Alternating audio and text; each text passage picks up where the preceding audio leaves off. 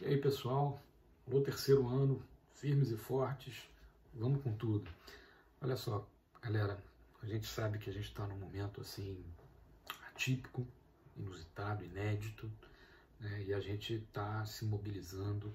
Vocês estão vendo que o colégio está procurando dar uma resposta firme, né, diante desse momento assim de tanta insegurança, mas estamos procurando disponibilizar para vocês todas as ferramentas, né, as melhores do mercado, inclusive, para que tudo dê certo, que você possa, no momento que a coisa der uma aplainada, você possa estar absolutamente tranquilo e seguro para poder estar encarando os desafios que vão com certeza chegar, né, de uma maneira assim absolutamente capaz, certo? Então, estou com vocês e vamos em frente. História 2, primeira aula de hoje, unidade 4, Colégio Força Máxima. Vamos com tudo. Nossa aula hoje sobre Baixa Idade Média, unidade 4 da nossa apostila. História 2. Vamos à aula. Pessoal, então vamos procurar entender, tratar, iniciar uma análise histórica, buscando um pouquinho do capítulo anterior. Capítulo anterior, Alta Idade Média, momento da história do homem que vai do século V até o século X depois de Cristo. Você vai se lembrar nas aulas, né, desse capítulo que esse momento é o momento em que o homem passa a viver de uma forma diferente, passa a desenvolver-se dentro de uma estrutura agrária, fechada, ok? Uma estrutura física, inclusive, muito conhecida como feudo.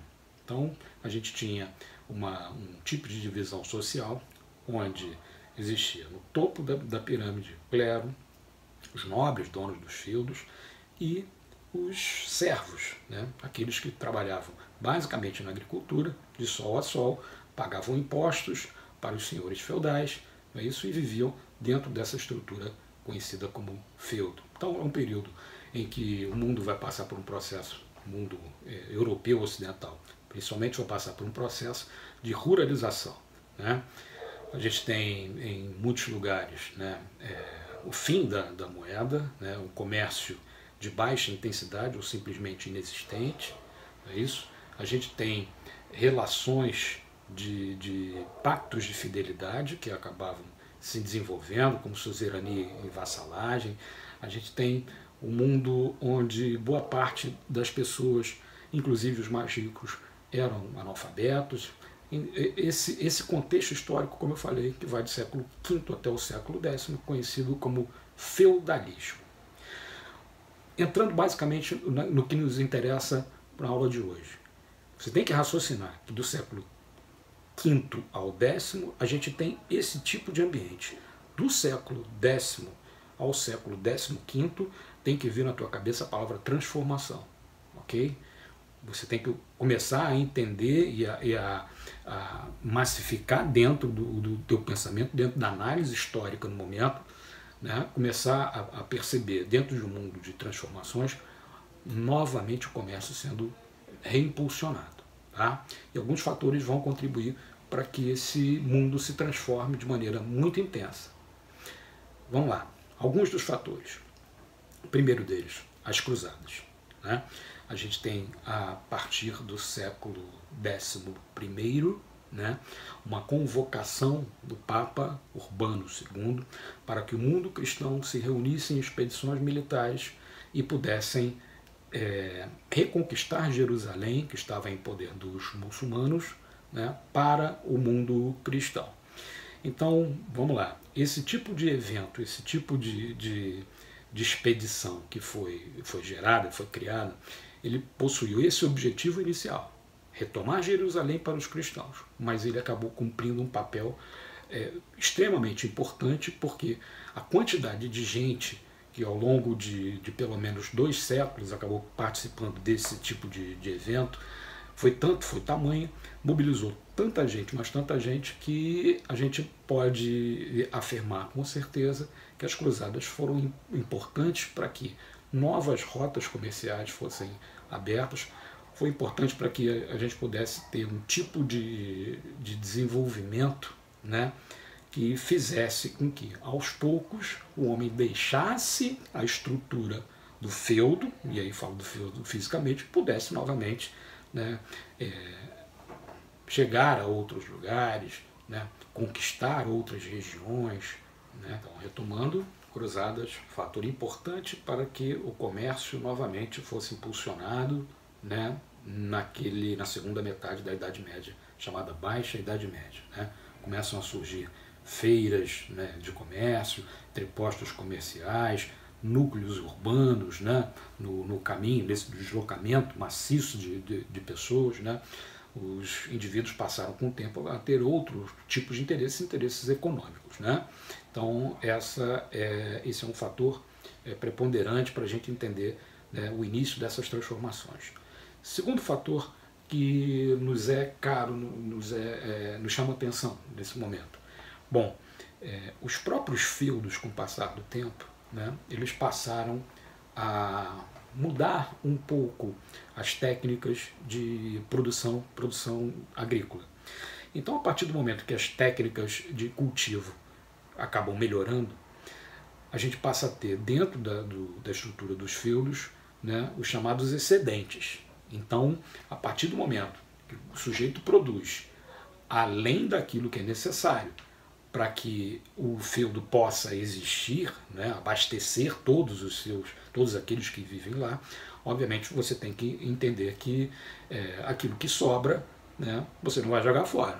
Obviamente você vai procurar negociar, obviamente isso vai estar absolutamente ligado ao desenvolvimento comercial também. Então o homem vai procurar exercer trocas com os excedentes que acabaram sendo, né, criados. O terceiro item que vale a pena a gente estar ressaltando aqui é que dentro da Baixa Idade Média começaram a se desenvolver cidades, né? Cidades precárias, superpovoadas, né, muradas, né, conhecidas como burgos, né? Burgo quer dizer, inclusive, fortaleza. Então, essas cidades começaram a absorver todo tipo de gente que procurava, né, um lugar para viver, enfim, fugia, inclusive, dos feudos. Vale a gente ressaltar aqui, parênteses, no caso, acho que vocês têm ideia de que quem herdava os feudos, né, quando o senhor feudal morria, era o primeiro filho. Os outros, o segundo, terceiro, quarto, quinto, décimo, tá, não tinham direito à herança, né, a partir da morte do senhor feudal. Então, não só servos, não só pessoas que não tinham moradia, mas inclusive, né, figuras que tinham a linhagem nobre acabavam deixando os feudos e se abrigando em regiões como os burgos. Mas como eu estava falando, dentro dos burgos, né, ainda mais os burgos sendo superpovoados, né, a atividade comercial passou a ser intensa, né? E a partir desse tipo de atividade comercial, a gente pode dizer até que a gente tem lá o DNA dos bancos, por exemplo, né? Então a gente tinha figuras que acabavam enriquecendo, né, e passavam a ter o entendimento que seria uma oportunidade em emprestar recursos e receber, né, valores, né, parcelados, né, mas com juros, né? É daí o DNA também da própria burguesia, não é isso? Burguesia vem de burgo, ok? Pessoal, então, quando a gente fala de desenvolvimento comercial, quando a gente fala de ressurgimento das cidades, a gente tem que já pensar, né, numa coisa chamada centralização de poder, né? Então a gente tem novamente uma comparação entre as duas etapas da Idade Média. A gente, durante o período feudal, a gente tem o poder descentralizado, né? Os reis eram fracos, né? Quem mandava de fato eram os nobres nas regiões, né, dos seus respectivos domínios. Quando na Baixa Idade Média, né, as cidades novamente são impulsionadas, a gente vai passar por novamente um processo de centralização do poder, ok? Isso tem que ficar claro. Então, a Baixa Idade Média, ela também apresenta, né, uma mudança significativa quando a gente fala da parte da educação, né? A gente tinha, já no período anterior, né, na própria Alta Idade Média, no finalzinho, ocorreu através de francos, né, uma coisa chamada Renascimento Carolíngio, né? O rei, o imperador Carlos Magno, né, incentivou a abertura de escolas, universidades e tal, e dá-se, a partir daí, a partir do século VIII, né, início à filosofia escolástica, né? Durante boa parte da Alta Idade Média, né, a gente tinha o ensino praticamente concentrado dentro de mosteiros, né, dentro de igrejas, né, e só praticamente quem sabia ler e escrever eram figuras ligadas ao clero. Isso vai mudar, né, e vai se intensificar a partir da Baixa Idade Média, né. O ensino ele vai deixar de estar concentrado basicamente dentro dos feudos e vai acabar chegando às cidades. Esse é também um fator relevante quando a gente fala de transformações dentro da conhecida Baixa Idade Média. Bom, pessoal, se a Baixa Idade Média é um período de transformações importantes na história do homem, a partir do século XIV a gente vai ter que ter o entendimento que a Europa, boa parte da Europa, ela é afligida por eventos dramáticos. É um período de guerra dos 100 anos entre França e Inglaterra. A gente tem a peste negra, né? Uma moléstia trazida do Oriente, né? Que acaba impactando e dizimando praticamente 1/3 da população europeia no momento, né? E a gente tem um período, assim, vários anos de chuva muito intensa, né? Intempéries climáticas que vão comprometer a produção agrícola e vão levar a Europa a um ambiente de caos, de crise muito importante. Então, vamos lá, pessoal, fazer uma pequena revisãozinha daquilo que a gente teve a oportunidade de abordar até agora, né, nessa aula de Baixa Idade Média. Coloquei aqui no slide para vocês, tem aí principais aspectos, né?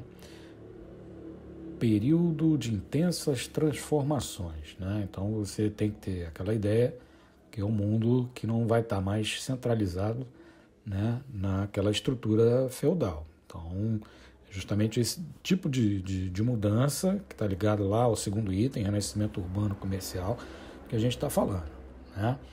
Coloquei lá no terceiro item a questão das cruzadas, né? As cruzadas sempre com aquela ideia, né? Se cair numa prova, alguma avaliação do vestibular, né? O objetivo inicial, isso você tem que ter em mente, não está aí, mas você tem que ter em mente. Retomar Jerusalém, cidade sagrada por parte dos judeus, sagrada por parte dos muçulmanos, dos islâmicos e dos cristãos. Então, retomar a cidade sagrada estava em poder dos islâmicos para os cristãos, né? A gente não chegou nem a abordar com muito detalhe, né? Mas acho que nesse finalzinho vale a gente ressaltar, apenas a primeira cruzada obteve êxito, né? Então, durante um curto espaço de tempo, né, a cidade de Jerusalém ficou de novo, né, de posse do mundo cristão, né? Foi atacada tempos depois pelos turcos de novo, né? E retomada pelos islâmicos, e a partir daí as outras expedições não conseguiram lograr êxito aí nesse contexto, tá? Vamos lá, o quarto tópico ali, separei para você, melhorias nas técnicas de produção agrícola, produção de excedentes, né? Então, melhoria nas técnicas de produção, né? Só para a gente ter uma espécie de referência, né? Você tem aquela ideia de que se você, por exemplo, cultivar o solo, né, e usar aquele mesmo ambiente numa produção, né, na sequência, num curto espaço de tempo, aquele solo ele vai se esgotar, né, de uma maneira mais rápida. Então, o homem passou a entender que ele poderia estar tratando a terra de uma maneira diferente, né? Então, durante um período do ano, né, aquela parte da terra que já havia sido cultivada anteriormente, ela passa a descansar, né? E ali nesse momento é o momento de angariar nutrientes, né? De ser reconstituída, para que no futuro para que ela pudesse ser novamente produtiva e com uma produção importante, né? A gente não abordou também no vídeo, mas vale ressaltar também a melhoria nos equipamentos, né? Na própria questão do arado, né? Instrumentos que impulsionavam, né? a produção, tornavam a produção ela mais veloz, mais intensa em uma escala maior. Tá? Coloquei ali no outro item a questão do surgimento das feiras, né, entrepostos comerciais, à medida em que o comércio ele vai sendo impulsionado, uma nova estrutura, né, vai surgindo, né? E aí eu ressaltei aqui a questão das feiras, né, Flandres, por exemplo, entrepostos comerciais, núcleos urbanos, né, e a coisa dos burgos, né, que a gente teve a oportunidade de abordar também. Bom, o item seguinte aqui, processo de centralização do poder. E aí eu lembro que na aula eu deixei clara a coisa da relação com o período anterior, né, com aquilo que acontecia na Alta Idade Média, né, o poder descentralizado, pulverizado em diversos feudos, cada feudo com a sua própria estrutura de poder definida, né, com o seu próprio tipo de lei, por exemplo, também característica e tal. E agora a gente vai ter uma estrutura, né, na Baixa Idade Média, onde a gente vai ter uma estrutura de centralização de novo do poder. A gente vai falar em breve da coisa da formação dos Estados Nacionais, do absolutismo, né, das características desse novo modelo de regime, de governo que vai prosperar na Europa, né, que vai ser constituído aí por exemplo, com características nesse tipo de regime,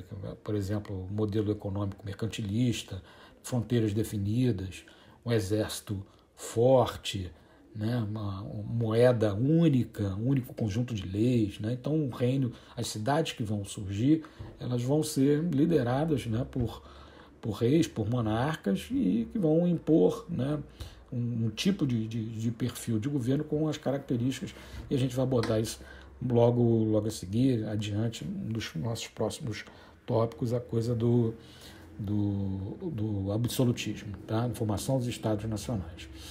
Bom, outro item que segue logo na sequência, acesso à educação. Tivemos a oportunidade de falar um pouquinho da escolástica, né? Agora a educação ela vamos dizer assim, acessível a um maior contingente de indivíduos, né? Já que as escolas, até as universidades que vão surgir, elas vão surgir basicamente dentro das cidades, né? Então há uma